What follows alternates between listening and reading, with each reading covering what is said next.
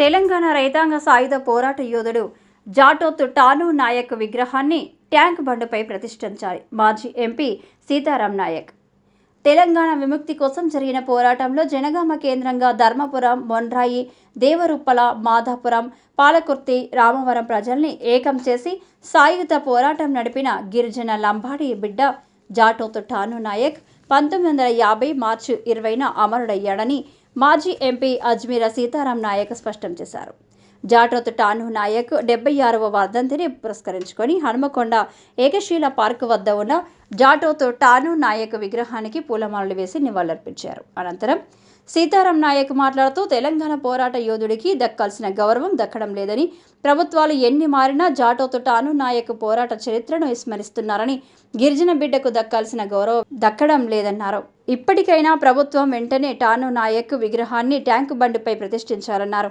అధికార పార్టీతో సహా ప్రతిపక్షాలు, కమ్యూనిస్టు పార్టీలు, ప్రజా సంఘాలు టాను నాయక్ పోరాట చరిత్రను స్మరించుకొని నివాళులర్పించాలని కోరారు. ఈ కార్యక్రమంలో మాజీ జెడ్పీటీసీ ఈరమ్మ, గోపీసింగ్ నాయక్, పూరిక అర్పిత, గిరిజన ఐక్యవేదిక సమన్వయకర్త జాటోత్ కిషన్ నాయక్, బంజారా అసోసియేషన్ అధ్యక్షులు విఎన్ నాయక్, జాటోత్ ధర్మా నాయక్, లావుడియ రాజు నాయక్, జవహర్ లాల్, వాంకుడోత్ వీరన్న నాయక్ తదితరులు పాల్గొన్నారు.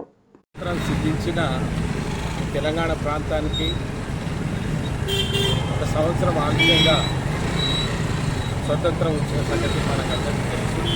మిత్రులారా, కోవలో దీన్ని నైజాం రాజుల పరిపాలన ఉండేటువంటి ప్రాంతం. ఆ పరిపాలన, రజాకార్ల పరిపాలన ముగిసిన వారు భారతదేశంలో కలవడానికి సిద్ధంగా లేకపోతే ఒక సంవత్సరం అంతా జరిగినటువంటి సాయుధ పోరాటం, అంతకంటే ముందు ఉన్నటువంటి సాయుధ పోరాటంలో బంజారా తెగకు సంబంధించినటువంటి పాత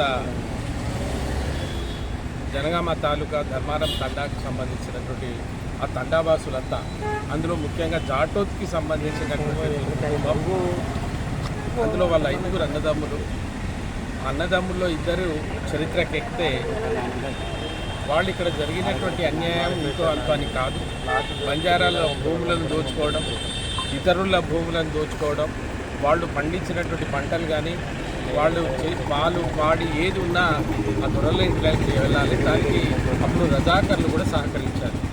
అటువంటి ఒత్తిడిలో పనిచేసినటువంటి టాను నాయక్, దర్గా నాయక్ ఒక చరిత్ర ఈ దేశంలో, ముఖ్యంగా తెలంగాణ రాష్ట్రం మర్చిపోవడం దురదృష్టకరం. మీకు అందరికీ తెలుసు.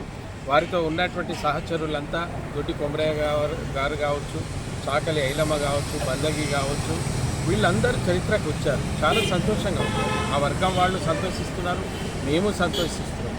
కానీ ఏ కుటుంబం అయితే తెలంగాణలో కేవలం ధైర్యంగా వాళ్ళని ఎదిరించి పోరాడి వాళ్ళ ప్రాణాలను కూడా లెక్క చేయకుండా ధ్వంసానికి వాళ్ళను నాశనం చేయాలనేటువంటి ఒక దృక్పథంతో పనిచేసి చివరికి విసునూరు ద్వారా బాబురావు వాళ్ళ చేతిలో హతమైనటువంటి టాను నాయక్ చరిత్ర లేకపోవడం దురదృష్టకరం. దీనికి ఒకటే కారణం, వారు స్వతంత్రం కొరకు పోరాడినటువంటి వీరులు.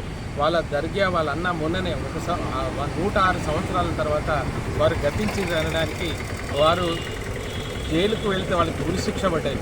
అయితే అప్పుడైతే భారతదేశానికి స్వతంత్రం రావడం, ఇతర దేశాలు మన దేశాలలో పోరాటం వల్ల అతనికి ఉరిశిక్ష తప్పితే ఆయన 20 సంవత్సరాలు సర్పంచ్గా చేసినటువంటి వ్యక్తి జరిగిపోతే అతనికి పెన్షన్ కూడా ఉంది, ఫ్రీడమ్ పెన్షన్ కూడా వచ్చింది. ఎందుకంటే వాళ్ళు